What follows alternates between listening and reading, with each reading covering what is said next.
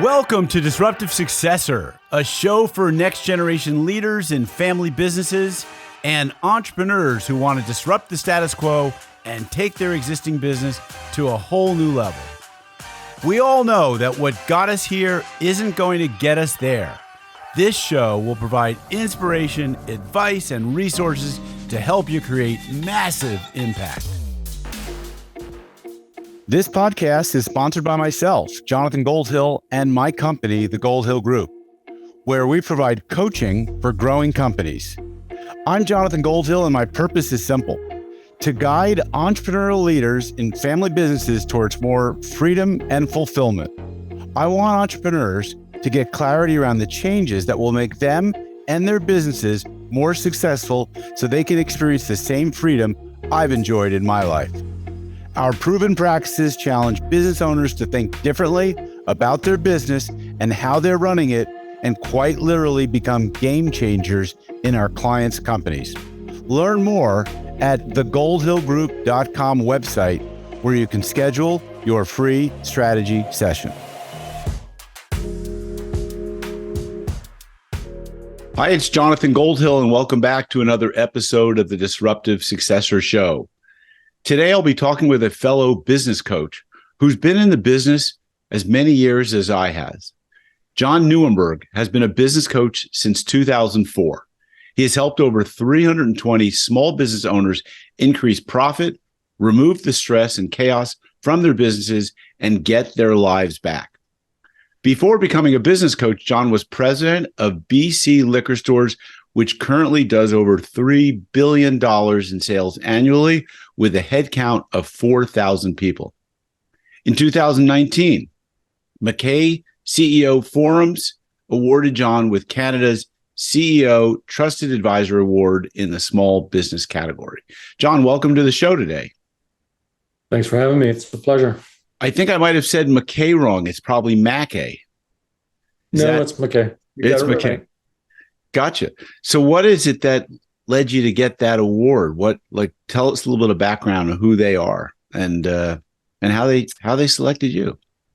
McKay is similar to it's a peer level business group that do peer level coaching. You know, the model, EO kind of model, and they, as these kind of organizations do, want to get a bit of PR and profile. And so they thought this was a great way for them to acknowledge and reward advisors, but at the same time get some prominence. So it's, a facility that allows all those things to happen. Yeah, that's great. So take us back through your history. You were president of BC Liquor Stores. How long were you there? How did you get into that position? Tell us a little bit about your career trajectory prior to becoming a business coach. I've been a business coach for 20 years, but the other answer, which is also true, is all of my life. It was Steve Jobs who said you can only connect the dots going backwards. So when I started as a coach, I had a bit of an epiphany, bit of a wake up one day and thought, oh man, I've always been a coach. And I'm going to share a couple of those connections, one of which is I'm the eldest of 8 children. So you can imagine early in life, you get cast in a certain role, a certain level of, sort of responsibility. I'm hardwired to be a teacher, and I knew that in high school. But in those days, that meant wearing a Harris tweed coat and elbow patches. Kind of the bureaucratic style of teaching didn't appeal to me very much. Right.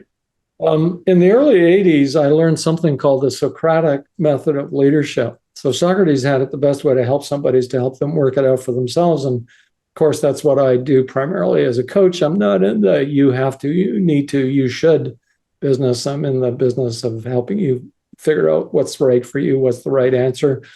And so I started, more directly to your point or to your question, I started as a sales guy in a national menswear retailer in Canada. Over 17 years, I lived in a bunch of different places in Canada. Ultimately, I was living in Toronto. I was an executive in head office. And after 5 years, I decided I didn't like living in Toronto very much. So I got myself headhunted. And that's how I came back to Vancouver, to the West Coast. and joined the BC liquor stores, which is what I did for most of the 90s. And then did a bunch of retail consulting. And then one day I stumbled into business coaching as I went to a trade show. And about 2 days later, I went to an evening event. And shortly after that, I was on a flight to get certified. Amazing. Were you with one of the big coaching outfits like Action Coach or? Yeah. Yeah. So I was with Action Coach back, and that's how I got started. Okay. Interesting. Now, I just have to ask, when you were in the menswear business, did you ever run across Joseph H. Cohen and Sons, which is a large manufacturer of men's suits, which was my family's business? Oh, I didn't. Were they in Montreal? No, they were based in New York and Philadelphia. Yeah, so it's unlikely we would have. I was on the operations side, so I ran the stores. The merchandise side wasn't entirely, that was the other side of Right. the business, and I didn't have much involvement in that part of the business. Right. Most of the suits clothing we got from a manufacturer, an in-house manufacturer that was did most of the work in Montreal, but in the latter years, more and more of that was going overseas. And then my uncle, who was in my grandfather's business, then went and was with Peerless Clothing, which was a Canadian company. I'm expecting that is a name you might know because they sold. That is a name I know. Yes, it is. So yeah. Small world. So John, BC Liquors or liquor stores, the menswear company, I imagine maybe these were family businesses, but if not, you've worked with many family businesses in your career, have you not? As a business coach, yeah, for sure. They're small businesses, and typically the family is very involved in those.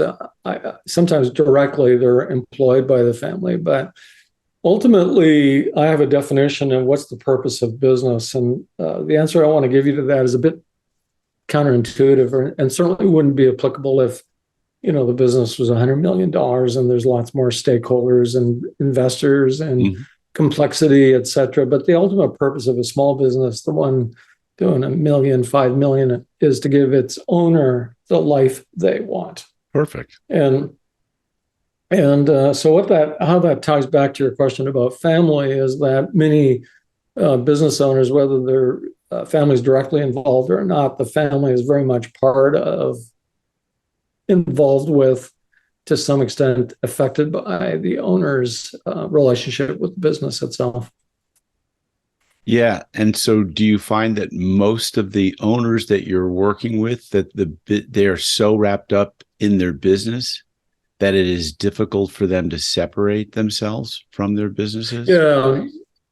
So I often get started with a business owner when they come to the realization or have some kind of event, usually personal event, that causes them to recognize. I'm going to tell you a story that's, so I had a client, had a factory, manufactured parts.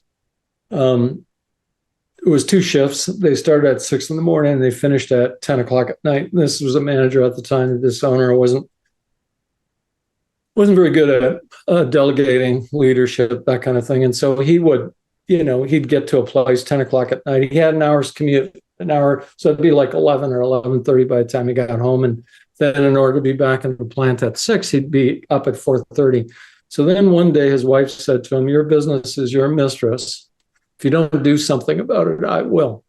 So this guy was prepared to grind 70, 80, 90 hours a week. But when confronted with that possibility, that wasn't something he was prepared to pay. And I tell that is because it's a prototypical story of what happens with business owners is they're so wrapped up in their business and they're doing the best they can and they're doing what they know how to do, which is just grind and persevere. And when faced with that circumstance, that is what was the first time he reached out and thought, I'm not willing to pay that price. I got to figure this out. I need some help to do this. So in some way or another, business owners typically aren't getting out of their business what they want in order to get the life they want. Usually the business is controlling them and not the other way around. Is this what you would describe as one of the biggest problems facing small business owners? Typically, the ones I work with are challenged around one or all of time, team, or money. Mm-hmm. So we've been talking about time. I've got too much to do. I can't get everything done. If I don't do it, it won't get done. Team is nowadays recruiting, getting good people is very difficult. Getting people to do the work at the level you need, getting the culture that you want. And then the third component is money. And it has two aspects. So number one is having, proper financials, reporting, accounting, KPIs, having the ability to have a dashboard to measure results. And the other side of money is I need more money. I need better sales and marketing. So the owners I work with are typically experiencing one or all of those pains, difficulties, challenges. I know the time, team, or money framework quite well because we've coached in similar circles. So where do you start with someone if they have all three? Well, there's a framework. In the early days of coaching, I have someone do some benchmarking. It helps me understand where they're at relative to the framework that we use. And there's, a start and a finish. Although I'll tell you a story about this, that early in my coaching days, I started working with a new client and I thought, well, gee, why don't we, sort of figure out what the future is. Let's put a strategic plan. What are we trying to get done? What's the business plan? And I was working with this guy for 3 or 4 weeks and he wasn't very engaged. And I one day asked him, hey, what's going on for you? Like, you're not participating really at the level that I thought you would. And he said to me, I don't know why we're doing this. I can't make payroll tomorrow. And that's when I realized I really was inexperienced as a coach, because what I understood in that moment is when they start working with a coach, it's because there's what I describe as a burning bush. There is some great difficulty that's caused them to reach out and say, I can't figure this out. I need help. And so typically the first thing we'd work on is whatever that burning bush is, whether it's, your business is your mistress, or I can't make payroll, or I can't hire good people, whatever that thing is, we've got to solve that first before we can step back and say, okay, let's now do this in a more organized, systematic way, because now we have the breathing room and the space to actually do that. So let's solve the burning bush is the answer to your question. What's the burning bush? Well, of course, we've established what the burning bush is a result of the intake process and the discovery call, and it's pretty clear where they need help. Very much like a firefighter's work, right? And though they might backburn a certain area so that they protect the next bush or bushes from getting burnt. Yeah, that's often one of the first conversations I have is we're going to do some firefighting to start with, but ultimately we want to get to a place where you're in the driver's seat, and that means we're being proactive instead of reactive, just putting out the next fire, and that instead of being random, whatever, whack-a-mole, whatever comes up next, they're more strategic, more thoughtful about building and growing the thing in a robust, sustainable way. It's interesting. I just got off of a phone call with a ideal prospect for me, and Right. They actually picked up a copy of my book 3 years ago, but didn't read it, but then started listening to my podcast, and they listened to the podcast, and then they realized they needed some help. Sure. And the interesting obstacle, I don't think I've seen this or heard this objection in quite some time, but if we could call it a sales objection, they were like, we have no questions about or qualms about you being the right person or what you do being the right solution. I'm not sure about myself, they were asking. I'm not sure, will we do this in 6 months down the road? I will be like, I still have that nasty to-do list of all these things and I'm not getting done. And I imagine that you've dealt with this many times also, where the enemy, it's that old Pogo quote, right? I've seen the enemy, and the enemy is us. And the resistance to being able to get done what they need to get done What Yeah. what have you said? What would So, you say to someone like this? Because I think this is a common obstacle for people who are thinking about coaching, is that secretly like, and I know I've been through it myself, like, do I have the energy? Do I have what it takes? Do I want it? Is it a burning yeah. desire enough? Yeah. So, one of the secrets I'll share with you, it's not really a secret, but you're kind of addressing it, is that all business coaching is personal coaching in disguise. All business coaching is personal coaching in disguise. So, what I mean by that is the way it manifests itself is I can't make payroll or I'm working too many hours, but the mindset that or the skills that that owner has at the moment is what's is taking them as far as they can go, and now they need to go beyond that. And it can be difficult if you're staring over the edge of the cliff, man. That's a scary, scary place to be. And ultimately what happens is the thought of continuing is more scary in the present circumstance, becomes more scary than whatever the unknown future might be, because it can't be worse than what this is. And that's generally what happens. When an owner, when they, like in the example that you talked about it, they're kind of feeling at the edges of it, and they get the ebook or they read the blog post, and it might take another 3 years, 3 months before it, sort of gets to the place where they say, you know what, I got to do this. I got to move forward. You probably know this as well. Fear and excitement are produced in the same part of the brain. So excitement can be reframed as fear, and fear can be reframed as excitement, and both cause that tingly, sometimes positive, sometimes negative, but it's the precursor of all growth. All growth means that you're pushing the edges of your comfort zone. And what happens when you feel the edge of your comfort zone? What are you experiencing? It's uncomfortable. And so we can either decide to push through that, or we can walk away or kind of retreat from it. But here's the thing, you're either growing or dying. That's an old phrase as well. And so if you're not willing to push through those fears, it doesn't mean you get to stay where you are. It likely means you're going to regress. Do you think there's any correlation between business coaching and personal therapy, in the sense that, like, I've never done any kind of research, anecdotal research, otherwise, to find out like what percent of my clients also have engaged in therapy. But it seems as though the obstacles that you've just described, which is, the pain of today, is worse than what the potential of tomorrow could look like. And so I'm willing to take that leap into the faith, into the void. It just seems as though there should be a highly correlated behavioral choice to get coached and to be in therapy. Often what I do with clients looks closer to counseling than it does to coaching.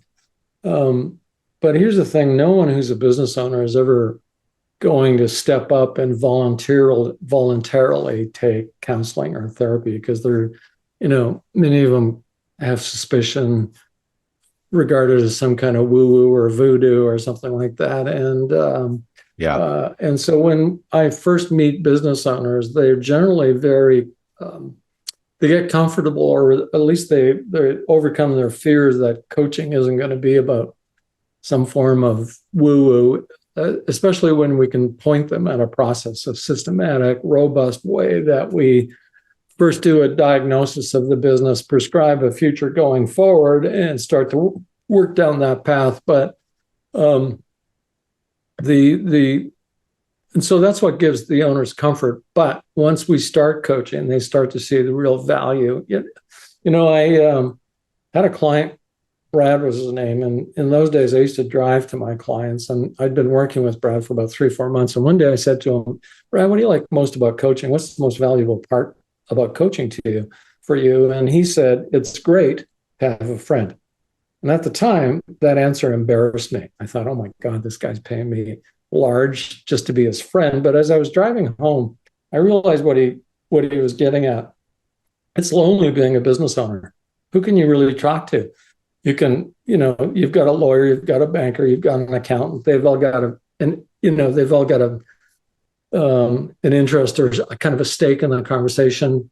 At least in my case, I sometimes discuss things with my wife, but it takes me 30 minutes to explain the context, by which time she's bored, and I am too, honestly. Or she'll start to give me advice after 5 minutes, but it's not really that helpful because she doesn't really sort of get the big picture. And so business owners relish the opportunity to have someone they can bounce ideas off of, be able to say out loud the things they've been thinking, to have someone who gets it, who's been there. I have some gray hair, I have some experience, and so it doesn't take 30 minutes for them. Often I understand what they're saying before they're even finished the sentence. And so a lot of coaching is letting someone have the space to articulate, define, express out loud the things that they're saying. And what I know about business owners as a rule is they're very problem-solving, active, minded. And once they've had the chance to express their thoughts, to articulate what they're thinking, it then becomes a thing. And as a result of that, they're willing to take action because they can't just let it lie there. But as long as it's just kind of rolling in their head, it just sits there kind of producing anxiety, causing people to stress about things. But once they say it, it takes and manifests it, makes it real, and now they can act on it. That's what Brad told me. Yeah, that is so well said. And it makes a lot of sense. A lot of sense. Is being a sounding board, being a place where someone can just vent. They can burn the fog off and start to figure out what's really an issue from what's not. And I think what's interesting is that you and I as coaches know the value of a powerful team that's really engaged. We understand from Patrick Lencioni's work and just from working with clients the value and the advantage of having a tight organization. And so getting people to articulate what their vision is, starting to talk about it, it starts to make it more real. And it gets that anxiety out, and you can start to put some shape around it and figure out what's something I need to work on and what's something that I can just ignore or let go for now. Yeah. Steve Jobs put it a different way. He said, focus isn't what you choose to say yes to. Focus is what you have to say no to. Yeah. That's the hard thing about focus, because, business owners are often, they have the shiny object syndrome. Yeah. Shiny penny. Bright, shiny object syndrome. Right. Bright, shiny objects. Thanks for that. And so they get caught up in whatever's the next thing that got their attention. And as a result, they've got too many plates in the air, too many balls, and they can't handle them all. And then they see another one and something drops off. So part of what you do in coaching is help people get focused. And by focused, I mean, make a choice. There's a story of Warren Buffett at a personal pilot.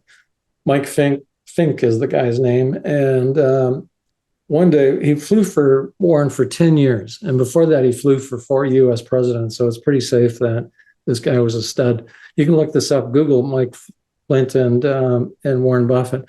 So one day Warren said, well, don't you have any career goals? Like, all you want to do is fly for me? And Mike said, no, I got goals. So go away and make a list. And so a couple of weeks go by, they're discussing the list. He's got 25 things on the list. And Warren says, what I'd like you to do is identify the top 5 in the next 20, and 2 weeks or whatever go by. And they're having the conversation again. And Warren says, that's great. You got the top 5. What are you going to do with the next 20? And Mike said, well, the 20 are important. I'll get to them as I can. And Warren said, no, it's the never to be looked at list until something drops off the top 5. And so that's a bit of advice I'd give to all business owners. What are your top 5? Many of them wouldn't know that off the top of their head, or they'd have to give that a think. Coming back to what you said earlier, is trying to get everybody on the same page. Vision or strategic planning isn't really about vision. It's 5% vision, 95% alignment. Get everybody on the same page. What are we trying to do here? Yeah. I mean, it's so important, but some people just haven't even articulated what the vision is or where they're going. And it's because they don't have to themselves, let alone, or Yeah. interrupting you, to themselves, let alone to the rest of the team. Exactly. And so we become, that perfect sounding board. It's a non-judgmental space for them to come and try it out, see if is that a good vision? Is that a worthwhile vision? I mean, Sure. A recent call I was just on with someone, they were trying to figure out what really is their vision. Is it a 2x? Is it a 5x? Is it a 10x? Is it something else altogether? Is it an acquisition? Is it, and so it's that discovery process. Maybe it's just initially figuring out how to have more time. And building a better team and having more money. Those are all going to go together eventually. Yeah, the kind of thing you're describing, they're pretty far down the track. They're gotten away from, can I make payroll? That's my vision today, is can I make payroll tomorrow? That's about the extent I've got. I can see 3 days out into the future, and that's about it. Yeah, well, that's survival. Hey, so I know you have some great time management and personal productivity tips, and I know part of it is that the prioritization of your top 5, what we call the Ivy Lee method, but so many others have taken credit. What's a way that a business owner can free up 5 to 7 hours each week? You tell them. Every business owner, if you were to ask them, they could come up with what I describe as the oh crap list pretty quickly. And what I mean by the oh crap list is, what's the work that you do that every time you have to do that work, you say to yourself, oh crap, I have to do payroll, or I have to do bookkeeping, or I have to, do payables, whatever that list is. That's when you're saying that to yourself, that's your intuition telling you that you should not be the person who does that work. So if you were to sort of identify or quantify what your value, when you're producing the most value for your business, it's easier, if you're a lawyer or an accountant, your billable rate, your value might be $200, $300, $400, $500 an hour. Why are you doing work that someone will do better than you? Not as good, better than you, because they'll be very much more invested in it. And they'll do it for something like $10, $12, $15 an hour. You can find them overseas, or your virtual assistant. And so the question isn't, how can I get this done? Often the question should be, how can this get done? And it can't be done by me. And so typically, I once helped a woman go from about 100,000 in sales to 600,000 in sales in a space of about 18 months. And we were redefining her role about every 3 months, what she needed to do more of, what should I be doing more of? And as a result, I don't have time to do other things. What do I need to be doing more of? And as a result, what should I be doing less of? How can I get someone else to do that for me? Is that part of your 5 steps to freedom model? Well, it's part of the process about being more organized in how you think about your time. There's part of the another way to do it is to actually survey your time and make a record of what you're doing with your time in 15-minute increments, and then put it in a 2x2 Eisenhower matrix. Right in the upper right, it's high fun, high skill, and the lower left, low fun, low skill. Anything that's in that bottom left, someone else needs to do that for you. Yeah, and typically that is never a finished product. As you scale, how you focus your time changes. Yeah, and it's an exercise. Or I'll put it. Yeah, it's an exercise I've had CEOs run through. Almost, if they're going fast enough, you could do that exercise quarterly, because things are going to change. Yeah, definitely. Yeah, the metaphor I sometimes use is, let's say you're a captain of a Navy boat. It's 50 feet and the crew is 10, and you're the most qualified engine room guy. How often is that captain going to be in the engine room with tools? Regularly, routinely. He's the most qualified guy. So now let's make you the captain of a 150-foot boat, and now the crew is 50. How often is that captain in the engine room with tools? Better be never, or only in the case of a fire, because now there's someone, he needs to get that same result through the efforts of someone else. And so how he spends his time, that captain, has to change. And now let's make you the captain of a aircraft carrier. There's 2,000 people on board. How often is that captain in the engine room at all? Well, to give someone perhaps a 20-year certificate, because now he's got a guy who manages the guy who's the engine room guy. And so as your company scales, where you focus your time you have to be in front of leading that process in order to be in a place where you can lead the scaling of your business. And often the business owners we face are hitting their head against the ceiling because they've come up against the limitations of their capabilities. They don't know how or what they should be doing differently or how to get better or the same results, at least through the efforts of someone else. Well said. So they ultimately love the story. Yeah, well, it sort of captures what that guy who's the captain of the aircraft carrier with 2,000 people. That guy's spending all of his time thinking about how can I get everybody on the same page. The captain of the small boat is thinking, how can I get this oil change done in this engine? Different questions. Very different. Very different. Exactly. I think it was John Paul Getty who said that you're worthless as an executive if you can't get things done through other people. And that's leadership is about creating followership. And so if you can't create followership, how are you going to grow yourself, your people, your business, any of that stuff? So for a long time, I was in the operational area of retail stores. So the people who worked for me were all in operations, and I knew that role very, very well. And then I became president of a company, and then I realized I was hiring people who were better at what they did than I ever could hope to be. And that's when I understood, all I can manage you to is the results I need you to deliver and the behavior that I expect from you. Those are the only two things that I could measure and that I could, give you feedback on, because how you got it was really entirely up to you. And because you knew more or knew that role better than I ever could possibly hope. And so that's what leadership eventually becomes, is I need to get the result, but you're going to have to one who delivers it, and you're going to have to do it without a lot of technical support from me, because you're far better at it than I'll ever be. So John, tell us a little bit about your business. It's called W5 Coaching. W5 Coaching. I'm a business coach. The core of coaching is asking good questions or helping people figure it out, the Socratic method. And of course, the 5 core questions start with the W.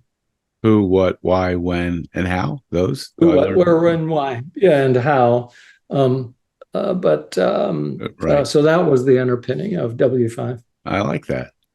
I remember when I was younger, that was how I would figure out how I was going to make any kind of plan. It was like, okay, who, what, when, why, where, and then how is a 6. So that's great.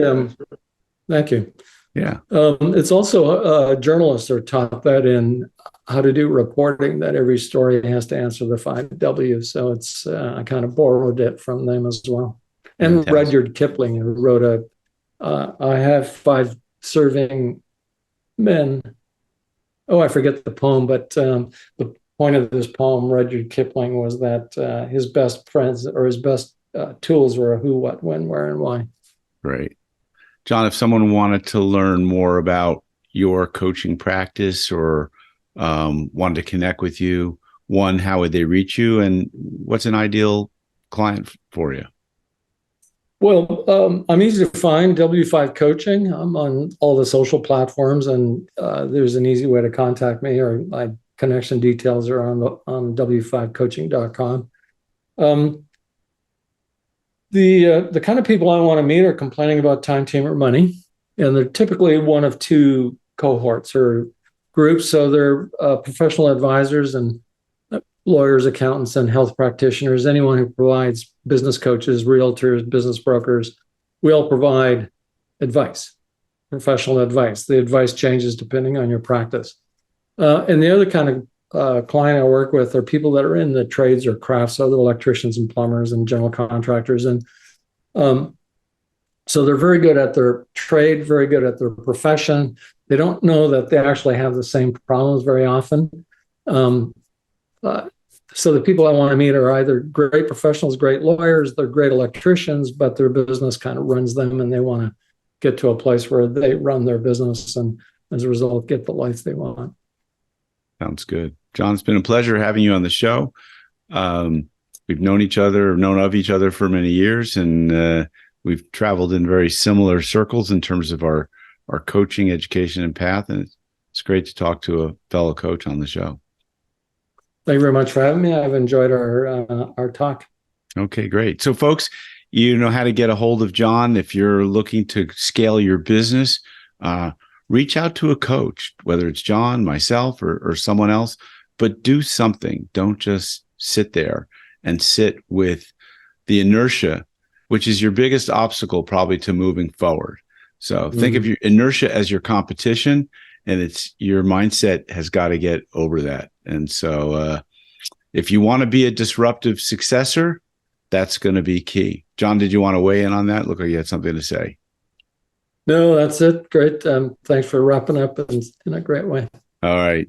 Folks, you know the drill. If you like this show, please share it with others. Give us a good rating on your listening podcast application of choice, and stay tuned for future episodes of the show. This podcast is sponsored by myself, Jonathan Goldhill, and my company, the Goldhill Group, where we provide coaching for growing companies. I'm Jonathan Goldhill, and my purpose is simple: to guide entrepreneurial leaders in family businesses towards more freedom and fulfillment. I want entrepreneurs to get clarity around the changes that will make them and their businesses more successful so they can experience the same freedom I've enjoyed in my life. Our proven practices challenge business owners to think differently about their business and how they're running it, and quite literally become game changers in our clients' companies. Learn more at thegoldhillgroup.com website, where you can schedule your free strategy session.